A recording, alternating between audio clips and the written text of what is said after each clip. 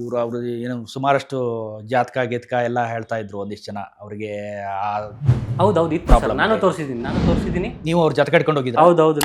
ನಮ್ದು 2 ದೇವಸ್ಥಾನ ಇದೆ ಸರ್. ಹಾ. ನಮ್ದು 2 ದೇವಸ್ಥಾನ ಇದೆ. ನಾನು ನಮ್ಮ ಅರ್ಚಕರಿಗೆ ಕೊಟ್ಟು ನೋಡಿ ಅಂತ ನಾನು ಹೇಳಿದ್ದೀನಿ. ಏನಂದ್ರು? ಅವ್ರಿಗೆ ತೊಂದರೆ ಇತ್ತು. ಓಕೆ, ತೊಂದರೆ ಇತ್ತು ಆಕ್ಚುಲಿ. ಜಾತಕದಲ್ಲೇ ಹೌದೌದು, ಜಾತಕದಲ್ಲಿ ತೊಂದರೆ ಇತ್ತು.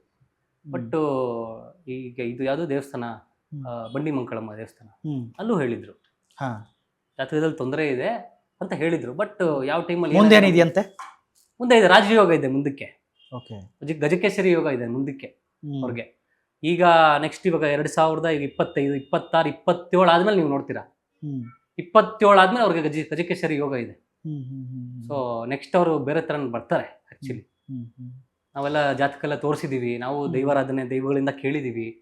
ಸೊ ದೇವರು ನಾವು ಎಷ್ಟೋ ದೇವಸ್ಥಾನಗಳಿಗೆ ಹೋಗಿ ವಾಗ್ದಾನಗಳು ಕೇಳಿದೀವಿ. ಸೊ ಅದು ದೇವರೇ ಹೇಳಿರೋದು.